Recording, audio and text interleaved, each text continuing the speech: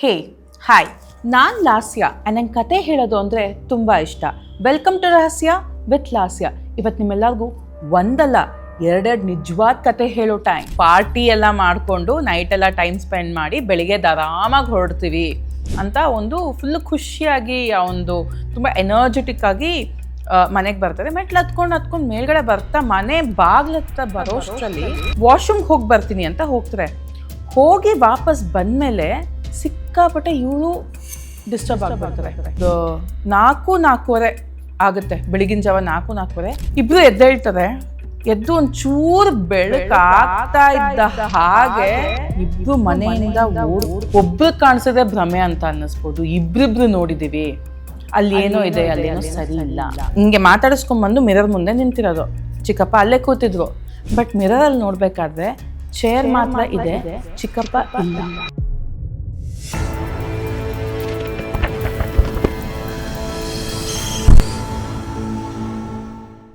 ಮೈ dear mystic family, ಇವತ್ತು ನಾನು ನಿಮಗೆ ಹೇಳಕ್ಕೆ ಹೋಗ್ತಾ ಇರುವಂಥ ಈ 2 ಕಥೆಗಳು ಸತ್ಯವಾದ ಘಟನೆಗಳು. ಎಸ್, ನಮ್ಮಲ್ಲೇ ಆದಂಥ ಸಬ್ಸ್ಕ್ರೈಬರ್ಸ್ ಕೊಟ್ಟಿರುವಂಥ, ಅವ್ರಿಗೆ ಎಕ್ಸ್ಪೀರಿಯನ್ಸ್ ಆಗಿರುವಂಥ ಈ 2 ಕಥೆಗಳು ನಮ್ಮ ಸಬ್ಸ್ಕ್ರೈಬರ್ಸ್ ಕೊಟ್ಟಿದ್ದು. ಅದು ಏನು ಅಂತ ನಾನು ನಿಮಗೆ ಹೇಳ್ತೀನಿ. ಬಟ್ ಈ ಒಂದು ಕಥೆನ ಹೇಳಬೇಕಾದ್ರೆ ಒಬ್ಬರ ಜೊತೆ ನಾನು ಪರ್ಸ್ನಲಾಗಿ ಮಾತಾಡಿದೆ. ಅವರಂತೂ ಸಿಕ್ಕಾಪಟ್ಟೆ ಟ್ರಾಮಟೈಸ್ ಆಗಿತ್ತು. ಯಾಕೆ ಅಂತ ಈ ಕತೆ ಕೇಳ್ತಾ ನಿಮಗೆ ಗೊತ್ತಾಗುತ್ತೆ. ಸೊ ಎಸ್, ಇದೇ ಇವತ್ತಿನ episode, the 2 real haunted stories. ಮೊದಲನೇ ಕತೆ. ಸೊ ಇದು ನಡೆದಿದ್ದು ನಮ್ಮ ಕುಂದಾಪುರ್ ಸಬ್ಸ್ಕ್ರೈಬರ್ ಜೊತೆ. ಸೊ ಇವ್ರು ಬಂದ್ಬಿಟ್ಟು ಗಣೇಶ್ ಪೂಜಾರಿ ಅಂತ. ತುಂಬ ಮುಂಚೆ ನನಗೆ ಈ ಸ್ಟೋರಿನ ಕೊಟ್ಟಿದ್ರು. ನಾನು ಪರ್ಸನಲಿ ಅವ್ರ ಜೊತೆ ಮಾತಾಡಿದೆ ಕೂಡ. ಸೊ ಈ ಗಣೇಶ್ ಪೂಜಾರಿ ಅನ್ನೋರು ಮೂಲತಃ ಕುಂದಾಪುರ ಅವರು. ಬಟ್ ಅವರು ಉಡುಪಿ ಹತ್ರ ಒಂದು ಖಾಸಗಿ ತುಂಬ ಪ್ರತಿಷ್ಠಿತವಾದಂಥ ಒಂದು ಸಿಮೆಂಟ್ ಫ್ಯಾಕ್ಟ್ರಿನಲ್ಲಿ ಕೆಲಸ ಮಾಡ್ತಾ ಇರ್ತಾರೆ. ಇವರು ಮೂಲತಃ ಒಬ್ಬರು ಇಂಜಿನಿಯರ್. ಸೊ ಇವರಿಗೆ ಈ ಸಿಮೆಂಟ್ ಫ್ಯಾಕ್ಟ್ರಿನಲ್ಲಿ ಕೆಲಸ ಮಾಡ್ತಾ ಇದ್ದಿದ್ದರಿಂದ ಇವ್ರ ಕೊಲೀಗ್ಸು ಉಡುಪಿ ಹತ್ರ ಒಂದು ಮನೇನ ಬಾಡಿಗೆಗೆ ತಗೊಂಡಿರ್ತಾರೆ. ಸೊ ಅದೇ ಮನೆಯಲ್ಲಿ ವಾಸ ಮಾಡ್ತಾ ಇರ್ತಾರೆ ಕೂಡ. ಸೊ ದಿನ ಬೆಳಿಗ್ಗೆ ಎದ್ದು ಫ್ಯಾಕ್ಟ್ರಿಗೆ ಹೋಗೋದು ಬರೋದು ಇದೇ ಇವರ ದಿನಚರಿ ಆಗಿರುತ್ತೆ. ಹೀಗಿರಬೇಕಾದ್ರೆ ಒಂದು ದಿನ ಇವರು ಆಫೀಸಿಂದ ಹೊರಡೋಕ್ಕೆ, ಅಂದರೆ ಫ್ಯಾಕ್ಟ್ರಿಯಿಂದ ಹೊರಡೋಕ್ಕೆ ತುಂಬ ಲೇಟ್ ಆಗಿಬಿಡುತ್ತೆ.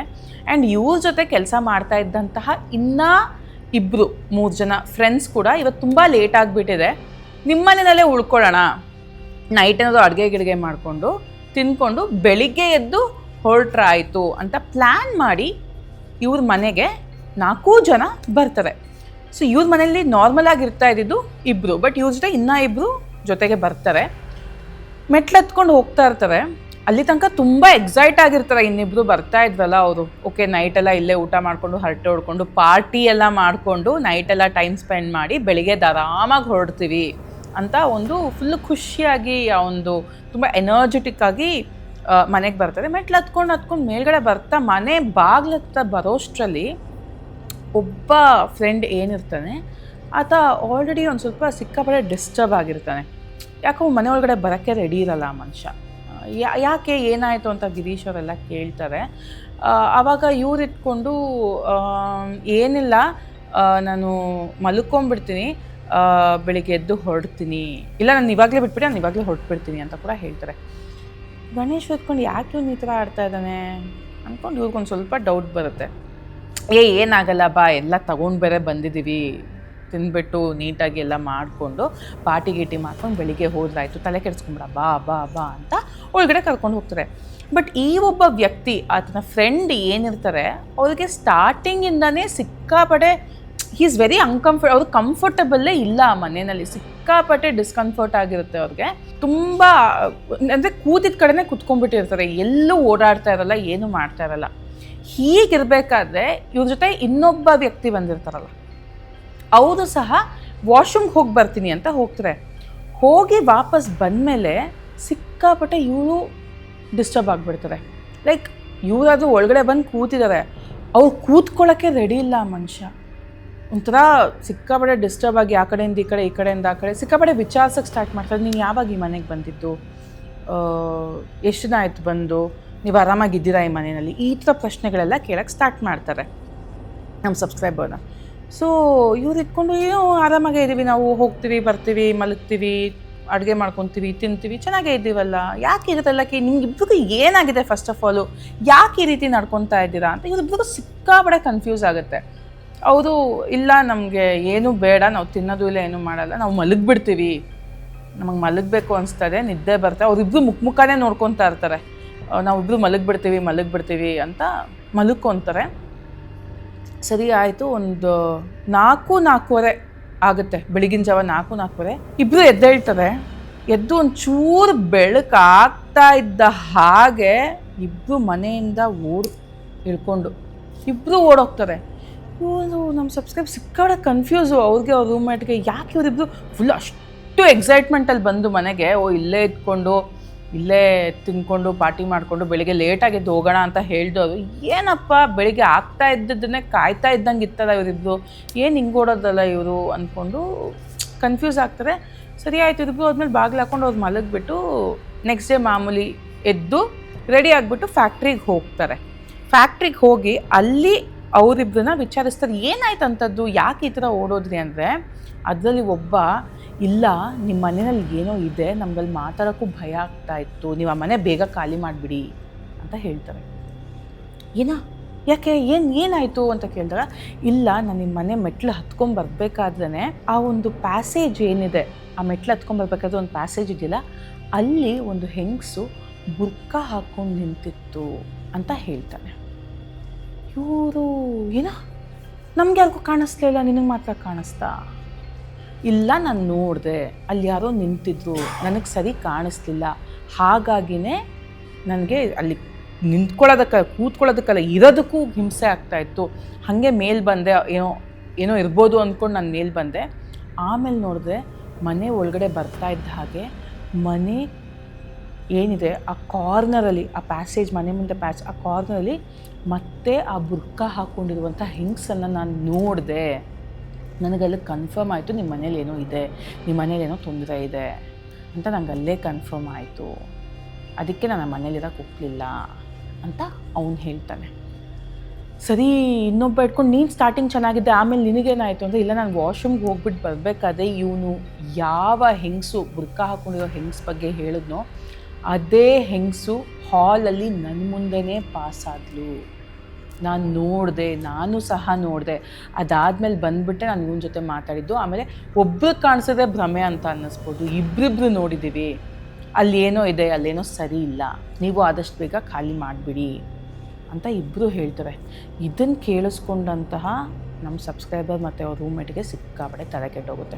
ಏನಪ್ಪ ಇದು, ನಾವು ಇಷ್ಟು ದಿನದಿಂದ ಇದ್ದೀವಿ, ನಮ್ಗೆ ಈ ಥರ ಎಲ್ಲ ಕಾಣಿಸ್ಲಿಲ್ಲ, ಇವರಿಬ್ರಿಗೆ ಏನು ಈ ಥರ ಎಲ್ಲ ಕಾಣಿಸ್ಬಿಡ್ತು ಅಂತ ಹೇಳ್ತಾರೆ. ಯಾರಿದ್ದು ಬುರ್ಕ ಹಾಕ್ಕೊಂಡಿರೋ ಹೆಂಗಸು, ಏನಿದು ಅಂತ ಎಲ್ಲ ಹೀಗೆ ತಲೆ ಕೆಡಿಸ್ಕೊಂಡು ಮನೆಗೆ ಹೋಗ್ತಾರೆ. ಅವತ್ತು ಸಾಯಂಕಾಲ ಏನು ಇವ್ರು ಮನೆಗೆ ರೀಚ್ ಆಗ್ತಾರೆ, ಆಗ ಓನರ್ನ ಕಾಂಟ್ಯಾಕ್ಟ್ ಮಾಡಿ, ಯಾಕೆ ಈ ಥರ ಎಲ್ಲ ನಮ್ಗೆ ಇಷ್ಟು ದಿನ ಏನೂ ಅನಿಸಿಲ್ಲ, ಬಟ್ ನಮಗೆ ಬಂದಿದ್ದ ಫ್ರೆಂಡ್ಸಿಗೆ ಮಾತ್ರ ಕಾಣಿಸ್ತು ಈ ಥರ, ಯಾಕೆ ಅಂತ ಕೇಳ್ತಾರೆ. ಆಗ ಅವರು ಬಂದಿದ್ದು ಯಾರು ಅಂತ ಕೇಳ್ತಾರೆ. ಇಲ್ಲ ಅವ್ರು ನನ್ನ ಕ್ಲೋಸ್ ಫ್ರೆಂಡ್ಸೇ ಅಂತ ಹೇಳ್ತಾರೆ. ಆಗ ಕೈಯಲ್ಲಿ ಏನಾದರೂ ಬೇರೆ ಥರ ವಸ್ತು ಇತ್ತು ಅಂದರೆ, ಹೌದು ಒಂದು ಸ್ವಲ್ಪ ಪಾರ್ಟಿ ಮಾಡೋಕ್ಕೆ ಏನೋ ತೊಗೊಂಬಂದಿದ್ವಿ, ಅದು ಅವ್ರ ಕೈಯಲ್ಲಿ ಅದಕ್ಕೆ ಅವ್ರಿಗೆ ಕಾಣಿಸ್ಕೊಂಡಿದೆ. ಇಲ್ಲೇ ಪಕ್ಕದಲ್ಲಿ ಒಂದು 100-150 ಮೀಟರ್ಸಲ್ಲಿ ಒಂದು ಬಾವಿ ಇದೆ. ಆ ಬಾವಿನಲ್ಲಿ ಸುಮಾರು ವರ್ಷಗಳ ಹಿಂದೆ ಒಂದು ಹೆಂಗಸು ಗಂಡನ ಕುಡಿತ ಸಹಿಸೋಕ್ಕಾಗದೆ ಆ ಬಾವಿನಲ್ಲಿ ಬಿದ್ದು ಆತ್ಮಹತ್ಯೆ ಮಾಡ್ಕೊಂಡ್ಬಿಟ್ಟಿದ್ಲು. ಆಗಾಗ ಬುರ್ಕ ಹಾಕ್ಕೊಂಡಿರೋ ಹೆಂಗಸು ಕಾಣಿಸ್ತಾಳೆ ಅಂತ ನಾವು ಕೇಳ್ಪಟ್ಟಿದ್ವಿ. ಬಟ್ ಮನೇಲೇನೂ ಸಮಸ್ಯೆ ಇಲ್ಲ, ನೀವು ಇದ್ದೀರಾ ಮನೆಯಲ್ಲಿ ಖಂಡಿತ ಆ ಥರ ಏನೂ ಸಮಸ್ಯೆ ಇಲ್ಲ. ಬಟ್ ಆ ಒಂದು ಸರೌಂಡಿಂಗಲ್ಲಿ ಈ ಥರದ್ದೊಂದು ಆ್ಯಕ್ಟಿವಿಟೀಸ್ ನಡೀತಾ ಇದೆ ಅಂತ ಕೇಳ್ಪಟ್ಟಿದ್ವಿ. ಬಟ್ ಇವಾಗ ನಿಮ್ಗೆ ಈ ಥರ ಎಕ್ಸ್ಪೀರಿಯನ್ಸ್ ಆಗಿದೆ ಅಂತ ನೀವು ಹೇಳ್ತಾ ಇದ್ದೀರಾ ಅಂತ ಆ ಮನೆ ಓನರ್ ನಮ್ಮ ಸಬ್ಸ್ಕ್ರೈಬರ್ಗೆ ತಿಳಿಸ್ಕೊಡ್ತಾರಂತೆ. ನಮ್ಮ ಸಬ್ಸ್ಕ್ರೈಬರ್ ಗಣೇಶ್ ಪೂಜಾರಿ ಅವರು ಇಮ್ಮಿಡಿಯೇಟಾಗಿ ಬೇಡ, ಇದು ಸಾವಾಸನೇ ಬೇಡ, ಯಾಕೆ ಬೇಕು ಅಂದ್ಬಿಟ್ಟು ಅವರು ಮತ್ತು ಅವ್ರ ರೂಮ್ಮೇಟು ಇಮ್ಮಿಡಿಯೇಟಾಗಿ ಮನೇನ ಖಾಲಿ ಮಾಡಿಬಿಡ್ತಾರೆ. ಅದಾದಮೇಲೆ ಅವ್ರಿಗೆ ಈ ಥರದ್ದು ಯಾವುದೇ ಥರದಂಥ ಎಕ್ಸ್ಪೀರಿಯನ್ಸಸ್ ಆಗಿಲ್ಲ. ಈ ಒಂದು ಘಟನೆ ನಡೆಯೋ ತನಕ ಅವ್ರಿಗೆ ಈ ಒಂದು ಪ್ಯಾರಾನಾರ್ಮಲ್ ಪ್ರೆಸೆನ್ಸ್ ಆಗಿರ್ಬೋದು, ನೆಗೆಟಿವ್ ಎನರ್ಜೀಸ್ ಬಗ್ಗೆ ಆಗಿರ್ಬೋದು, ಅವ್ರಿಗೆ ಯಾವುದೇ ಥರ ನಂಬಿಕೆ ಇರಲಿಲ್ವಂತೆ. ಬಟ್ ಅವ್ರಿಗೆ ಅಂದರೆ ಅವರು ಸರ್ಕಲಲ್ಲೇ ಒಬ್ರಿಗೆ ಎಕ್ಸ್ಪೀರಿಯನ್ಸ್ ಆಗಿ ಅದು ಅವ್ರ ಕಣ್ಮುಂದನೇ ನಡೆದಾಗ ಅವರು ಒಪ್ಕೊತಾರೆ, ಎಸ್ ಮ್ಯಾಮ್ ಇಂಥವೆಲ್ಲ ಇರುತ್ತೆ, ಅಲ್ಲಿ ತನಕ ನಾನು ನಂಬ್ತಾ ಇರಲಿಲ್ಲ, ಇದಾದಮೇಲೆ ನಾನು ನಂಬಕ್ಕೆ ಸ್ಟಾರ್ಟ್ ಆಗಿದ್ದು ಅಂತ ಅವರು ಸಹ ಇವತ್ತಿಗೆ ಈ ಒಂದು ವಿಷಯಗಳನ್ನ ನಂಬಲಿಕ್ಕೆ ಶುರು ಮಾಡಿದ್ದಾರೆ. ನಮ್ಮ ಎರಡನೇ ಸ್ಟೋರಿ. ಸೊ ಈ ಕಥೆನ ನನಗೆ ನನ್ನ ಸಬ್ಸ್ಕ್ರೈಬರ್ ಆದಂತಹ ಸುಶ್ರುತ್ ಅವ್ರು ಕೊಟ್ಟಿದ್ದು. ಸೊ ಸುಶ್ರುತ್ ಅವರು ಮೊರಾರ್ಜಿ ದೇಸಾಯಿ ರೆಸಿಡೆನ್ಷಿಯಲ್ ಸ್ಕೂಲ್ನಲ್ಲಿ ಓದ್ತಾ ಇರಬೇಕಾದ್ರೆ ಆದಂತಹ ಘಟನೆ ಇದು. ಸೊ ಈ ಸುಶ್ರುತ್ ಅನ್ನೋರು ಏನಿದ್ದಾರೆ, ಇವಾಗ ಅವರು ಸೆಕೆಂಡ್ PU ಪಾಸ್ ಆಗಿದ್ದಾರಂತೆ. ಬಟ್ ಈ ಘಟನೆ ನಡೆದಿದ್ದು ಅವರ ಫ್ರೆಂಡ್ ಜೊತೆ. ಅವ್ರ ಫ್ರೆಂಡ್ ಹೆಸರು ಮಾದೇಶ್ ಅಂತ. ಅವರು ಮತ್ತು ಮಾದೇಶ್ ಅವರು ಮೊರಾರ್ಜಿ ದೇಸಾಯಿ ರೆಸಿಡೆನ್ಷಿಯಲ್ ಸ್ಕೂಲ್ನಲ್ಲಿ ಒಟ್ಟಿಗೆ ಓದ್ತಾ ಇದ್ದು. ಅವರು 8th ಸ್ಟ್ಯಾಂಡರ್ಡ್ನಲ್ಲಿ ಇರಬೇಕಾದ್ರೆ ಈ ಒಂದು ಘಟನೆ ನಡೆದಿತ್ತು. ಸೊ ಈ ಹಬ್ಬದ ಟೈಮಲ್ಲಿ ಏನು ರಜಾ ಕೊಡ್ತಾರೆ, 8th ಸ್ಟ್ಯಾಂಡರ್ಡ್ ರಜದ ಟೈಮಲ್ಲಿ ಮಾದೇಶ್ ಅವರು ಹಾಸ್ಟ್ಲಿಗೆ ರಜಾ ಕೊಟ್ಟರು ಅಂತ ಆತ ಊರಿಗೆ ಹೋಗ್ತಾರೆ. ಉತ್ತರ ಕರ್ನಾಟಕದವ್ರು ಇವರು. ಊರಿಗೆ ಹೋದಾಗ ಸೀದಾ ಬಸ್ ಇಳ್ಕೊಂಡು ಸೀದಾ ಮನೆಗೆ ಹೋಗ್ತಾರೆ. ಚಿಕ್ಕ ಹುಡುಗ, ಅವಾಗಿನ 8ನೇ ಕ್ಲಾಸು. ಸೀದಾ ಮನೆಗೆ ಹೋಗ್ತಾರೆ. ಮನೆಗೆ ಹೋದಾಗ ಮನೇಲಿ ಯಾರೂ ಇರೋದಿಲ್ಲ, ಖಾಲಿ ಹೊಡಿತಾ ಇರುತ್ತೆ. ಅಂದರೆ ಇಟ್ಟು ವಸ್ತುಗಳು ಹಾಗಾಗೇ ಇರುತ್ತೆ. ಬಟ್ ಮನೆಯಲ್ಲಿ ಮನೆಯಲ್ಲಿ ಯೂಶ್ವಲಿ ಇರ್ತಾ ಇದ್ದಿದ್ದು ಇವ್ರ ತಂದೆ, ಇವ್ರ ತಾಯಿ, ಇವ್ರ ಚಿಕ್ಕಪ್ಪ ಮತ್ತು ಇವ್ರ ಚಿಕ್ಕಮ್ಮ. ಮನೆಯಲ್ಲಿ ಯಾರೂ ಇಲ್ಲ. ಆ ಕಡೆ ಒಂದು ಚೇರ್ ಇರುತ್ತಂತೆ. ಚೇರ್ ಮೇಲೆ ಇವ್ರು ಚಿಕ್ಕಪ್ಪ ಕೂತಿರ್ತಾರೆ. ಚಿಕ್ಕಪ್ಪ ಹತ್ರ ಹೋಗಿ, ಚಿಕ್ಕಪ್ಪ ಹೆಂಗದ್ದೀರ ನೀವು ಅಂದರೆ ಇವ್ರು ಉತ್ತರ ಕರ್ನಾಟಕ ಸ್ಲ್ಯಾಂಗಲ್ಲಿ ಹೆಂಗದ್ದೀರ ನೀವು, ಚಲೋ ಅದಿರಿ ನೀವು, ಅಪ್ಪ ಅಮ್ಮ ಎಲ್ಲ ಎಲ್ಲಿ ಕಾಣ್ತಾ ಇಲ್ವಲ್ಲ ಅಂತ ಹೇಳ್ತಾರಂತೆ. ಈತ ಚಿಕ್ಕಪ್ಪ ಮಾತಾಡ್ತಾನೆ ಇರೋದು ಭಾಳ ಹೊತ್ತು ಇವರು ಸೈಲೆಂಟಾಗಿರ್ತಾರಂತೆ. ಅದಾದಮೇಲೆ ಚಿಕ್ಕಪ್ಪ ಏನಾತ್ರಿ ಅಂತ ಕೇಳಿದಾಗ ಆಗ ಚಿಕ್ಕಪ್ಪ, ಏನಿಲ್ಲ, ನಾನು ನಿಮ್ಮಪ್ಪ ನಿಮ್ಮವ್ವ ಮತ್ತು ನಿಮ್ಮ ಚಿಕ್ಕವನ್ನ ಬಿಟ್ಟು ಹೋದೆ ಅಂತ ಅವ್ರು ಈ ಮನೇನ ಬಿಟ್ಟು ಹೋದಾರ ಅಂತ ಹೇಳ್ತಾರಂತೆ. ಇವನಿಗೇನೋ ಅರ್ಥನೇ ಆಗೋದಿಲ್ವಂತೆ. ಏನಕ್ಕೆ ಏನೇನೋ ಮಾತಾಡ್ತಾ ಇರ್ತಿಲ್ಲ ಈ ಚಿಕ್ಕಪ್ಪ. ಇವ್ರು ಆರಾಮಾಗೇ ಇದ್ದಾರಲ್ಲ, ಇವ್ರು ಕುತ್ಕೊಂಡೇ ಇದ್ದಾರಲ್ಲ, ಇವರೆಲ್ಲಿ ಹೋಗಿದ್ದಾರೆ, ಅವ್ರು ಯಾಕೆ ಮನೆ ಬಿಟ್ಟು ಹೋದರು, ಮೋಸ್ಟ್ಲಿ ಎಲ್ಲೋ ಆಚೆ ಹೋಗಿರ್ಬೇಕು, ಹೊಲ್ದತ್ರ ಹೋಗಿರಬೇಕು ಅಂತ ಅಂದ್ಕೊಂಡು ಈತ ಏನು ಮಾಡ್ತಾನೆ, ಅವಾಗ ತಾನೇ ಮನೆಗೆ ಬಂದಿರ್ತಾನಲ್ಲ, ಸೀದಾ ಅಲ್ಲಿ ಒಂದು ಬೀರೋ ಇರುತ್ತೆ. ಬೀರೋಗೆ ಈ ಮಿರರ್ ಅಟ್ಯಾಚ್ ಆಗಿರುತ್ತಲ್ಲ, ಆ ಅಟ್ಯಾಚ್ ಆಗಿರೋ ಮಿರರ್ ಎದುರುಗಡೆ ನಿಂತ್ಕೊಂಡು ಸುಮ್ಮನೆ ತಲೆ ಹಿಂಗೆ ಬಾಚಣಿಗೆನಲ್ಲಿ ಹಿಂಗೆ ಮಾಡ್ತಾ ಇರ್ತಾನಂತೆ. ಸಡನ್ನಾಗಿ ಮಿರರ್ನಲ್ಲಿ ಅವ್ರು ಚಿಕ್ಕಪ್ಪ ಕೂತಿರೋ ಚೇರ್ ಕಾಣಿಸ್ತಾ ಇದೆ. ಈತ ಹಿಂಗೆ ಮಾತಾಡಿಸ್ಕೊಂಡ್ಬಂದು ಮಿರರ್ ಮುಂದೆ ನಿಂತಿರೋದು.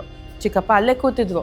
ಬಟ್ ಮಿರರಲ್ಲಿ ನೋಡಬೇಕಾದ್ರೆ ಚೇರ್ ಮಾತ್ರ ಇದೆ, ಚಿಕ್ಕಪ್ಪ ಇಲ್ಲ. ಮಾದೇಶ್ಗೆ ಆ ಮಿರರ್ ರಿಫ್ಲೆಕ್ಷನಲ್ಲಿ ಅವ್ರ ಚಿಕ್ಕಪ್ಪ ಕಾಣಿಸ್ತಾನೆ ಇಲ್ವಂತೆ. ಹಿಂಗೆ ತಿರುಗಿ ನೋಡ್ತಾನೆ, ಅಲ್ಲಿ ಅವ್ರ ಚಿಕ್ಕಪ್ಪ ಕೂತಿದ್ದಾರೆ. ಮಿರರಲ್ಲಿ ನೋಡ್ತಾನೆ, ಚಿಕ್ಕಪ್ಪ ಇಲ್ಲ. ಇವನಿಗೆ ಸಿಕ್ಕಾಪಡೆ ಭಯ ಆಗೋಗುತ್ತೆ. ಸೀದಾ ಏನು ಮಾತಾಡ್ದಂಗೆ ಮನೆಯಿಂದ ಆಚೆ ಬಂದು, ಅಯ್ಯೋ ಏನಪ್ಪ ಮಾಡೋದು, ಎಲ್ಲಿಗೆ ಹೋಗೋದು, ಏನು ಮಾಡೋದು ಏನೂ ಗೊತ್ತಾಗಲ್ಲ. ಸೀದಾ ಆಚೆ ಓಡಿ ಬರ್ತಾರಂತೆ. ಅಲ್ಲಿ ಯಾರನ್ನೋ ಕೇಳಿದಾಗ ಅವರೆಲ್ಲ ಹೊಲದ ತೋಟದ ಮನೆಯಲ್ಲಿ ಇದ್ದಾರೆ ಅಂತ ಹೇಳ್ತಾರಂತೆ. ಇವನು ಎದ್ನೋ ಬಿದ್ನೋ ಅಂತ ಫುಲ್ಲು ಅವನಿಗೇನೋ ಸರಿಯಲ್ಲ, ಇದು ನಮ್ಮ ಚಿಕ್ಕಪ್ಪ ಅಲ್ಲ, ಇದು ಬೇರೆ ಏನೋ ಅಂತ ಡೌಟ್ ಬಂದ್ಬಿಡುತ್ತೆ ಅವನಿಗೆ. ಅವನು ಓಡೋಗ್ತಾನಂತೆ. ಮಾದೇಶ ಅವರು ತೋಟದ ಹತ್ರ ಹೋದಾಗ ಅಲ್ಲಿ ಆ ಮನೆಯಲ್ಲಿ ಇವರಪ್ಪ, ಇವರಮ್ಮ, ಇವ್ರ ಚಿಕ್ಕಮ್ಮ ಎಲ್ಲ ಇರ್ತಾರಂತೆ. ಆಗ ಇವ್ರು ಹೋಗಿ, ಅಲ್ಲಪ್ಪ ನೀವು ಇಲ್ಲೇನು ಮಾಡ್ತಾ ಇದ್ದೀರ, ಮನೇಲಿ ನೋಡಿದ್ರೆ ಚಿಕ್ಕಪ್ಪ ತಲೆಕೆಟ್ಟಂಗೆ ಮಾತಾಡ್ತಾನ, ನಾನು ಅವ್ರನ್ನೆಲ್ಲ ಬಿಟ್ಟು ಹೋದೆ ಅಂತ ಇವರೆಲ್ಲ ನನ್ನನ್ನು ಮನೆ ಬಿಟ್ಟು ಹೋಗಾರ ಅಂತ ಏನೇನೋ ಹೇಳ್ತಾ ಇದ್ರೆ, ಏನು ನಡೀತೈತಿ ಸರಿಯಾಗಿ ಹೇಳಿ ಅಂತ ಹೇಳಿದಾಗ, ಆಗ ಅವರ ತಾಯಿ ಬಂದು ಮಾದೇಶ ಹತ್ರ, ಅಯ್ಯೋ ಅದೇನಾಗೈತೆ ಅಂದರೆ 1 ತಿಂಗಳಾಯ್ತು ನಿಮ್ಮ ಚಿಕ್ಕಪ್ಪ ಸತ್ತು ಅಂತ ಹೇಳ್ತಾರಂತೆ. ಅವನು ಫುಲ್ ಶಾಕು. ಏನೋ ನಾನು ಇವಾಗ ತಾನೇ ಮಾತಾಡಿಸ್ಕೊಂಬಂದೀನಿ, ಅದು ಹಿಂಗಾಗಕ್ಕೆ ಸಾಧ್ಯ ಇಲ್ಲ, ಅವರು ಕೆಟ್ಟ ನಕ್ಷತ್ರದಲ್ಲಿ ಸತ್ತಿದಾರಂತೆ, ಹಾಗಾಗಿ ಆತನ ಗಾಳಿಯಿಂದ ಅಲ್ಲೇ ಸುತ್ತಾಡ್ತಾ ಇದೆ, ಹಾಗಾಗಿ ನಾವು ಆ ಮನೆ ಬಿಡಬೇಕಾಗಿ ಬಂತು. ಅವ್ರು ಕೆಟ್ಟ ನಕ್ಷತ್ರದಲ್ಲಿ ಸತ್ತಿದ್ದಾರೆ, ಆ ಮನೆ ಇವಾಗ ವಾಸ ಮಾಡುವಂಥ ಸ್ಥಿತಿನಲ್ಲಿಲ್ಲ, ಯೋಗ್ಯವಿಲ್ಲ ಆ ಮನೆಯಲ್ಲಿ ನಾವು ವಾಸ ಮಾಡಲಿಕ್ಕೆ, ಹಾಗಾಗಿ ನಾವು ಆ ಮನೇನ ಬಿಟ್ಟು ತೋಟದ ಮನೇಲಿ ಬಂದಿದ್ದೀವಿ ಅಂತ ಅವರ ತಾಯಿ ಮಾದೇಶ ಅವ್ರಿಗೆ ತಿಳಿಸ್ಕೊಡ್ತಾರಂತೆ. ಸೊ ಈ ಒಂದು ಎಕ್ಸ್ಪೀರಿಯನ್ಸ್ ಸುಶ್ರುತ್ ಅವರ ಬೆಸ್ಟ್ ಕ್ಲೋಸ್ ಫ್ರೆಂಡ್ ಮಾದೇಶ್ ಅವ್ರ ಜೊತೆ ನಡೆದಿರೋದು. ಇವತ್ತಿಗೂ ಇವರೇನು ಸೆಕೆಂಡ್ PU ಪಾಸ್ ಆಗಿದ್ದಾರೆ, ಅವರು ವಾಪಸ್ ಬಂದು ಈ ಒಂದು ಎಕ್ಸ್ಪೀರಿಯನ್ಸ್ನ ಸುಶ್ರುತ್ ಅವ್ರ ಜೊತೆ ಶೇರ್ ಮಾಡ್ಕೊಂಡ್ರಂತೆ. ಸಿಕ್ಕಾಪಟ್ಟೆ ಹೆದರ್ಕೊಂಡ್ಬಿಟ್ಟಿದ್ರಂತೆ. ಈ ಥರ ಒಬ್ವಿಯಸ್ಲಿ ಇವಾಗ ನಾವು ಮನೆಗೆ ಹೋಗ್ತೀವಿ, ನಮ್ಮ ಸ್ವಂತದವರೇ ಮನೇಲಿ ಇರ್ತಾರೆ, ಅವ್ರ ಜೊತೆ ಮಾತಾಡ್ತೀವಿ, ನಾವು ನೋಡಿದ್ರೆ ಏನೋ ಹೆಚ್ಚು ಕಮ್ಮಿ ಅಂತ ಅನಿಸುತ್ತೆ. ಆಚೆ ಹೋಗಿ ನೋಡಿದ್ರೆ ನಾವು ಇಷ್ಟೊತ್ತು ಮಾತಾಡ್ತಾ ಇದ್ದಿದ್ದು ಒಂದು ಆತ್ಮದ ಜೊತೆ ಅಂತ ಗೊತ್ತಾದಾಗ ಅವರ ಮನಸ್ಥಿತಿ, ಅವರ ಪರಿಸ್ಥಿತಿ ಏನಾಗಿರಬೇಡ. ಸೊ ಆ ಒಂದು ಟ್ರಾಮಾಯಿಂದ ಆಚೆ ಬರೋದಕ್ಕೆ ಅವ್ರು ತುಂಬ ದಿನಗಳ ಕಾಲನೇ ತಗೊಂಡ್ರಂತೆ. ಬಟ್ ಇವಾಗ ಎಲ್ಲರೂ ಚೆನ್ನಾಗೇ ಇದ್ದಾರೆ. ನಮ್ಮ ಸಬ್ಸ್ಕ್ರೈಬರ್ ಸುಶ್ರುತ್ ಅವರು 2nd PU ಮುಗಿಸಿದ್ದಾರೆ. ಸೊ ಅವರಿಗೆ ವೆರಿ ಆಲ್ ದಿ ಬೆಸ್ಟ್ ಅಂತ ಹೇಳ್ತೀನಿ. ಸೊ ಈ ಒಂದು ಎಕ್ಸ್ಪೀರಿಯನ್ಸ್ ಸುಶ್ರುತ್ ಅವರ ಬೆಸ್ಟ್ ಫ್ರೆಂಡ್ ಮಾದೇಶ್ ಅವ್ರ ಜೊತೆ ಉತ್ತರ ಕನ್ನಡದಲ್ಲಿ ನಡೆದಿತ್ತು. So my dear mystic family, ಇದಾಗಿತ್ತು ಇವತ್ತಿನ 2 ಭಯಂಕರ ಕಥೆಗಳು. So I hope you like it. So ಈ ಸ್ಟೋರಿ ನಿಮ್ಗೆ ಇಷ್ಟ ಆಯಿತಾ? ಈ ಸ್ಟೋರಿಗಳು ನಿಮ್ಗೆ ಇಷ್ಟ ಆಯಿತಾ? ಹಾಗಿದ್ರೆ do like, share and subscribe and stay with me on Rahasya with Lasya, where mysteries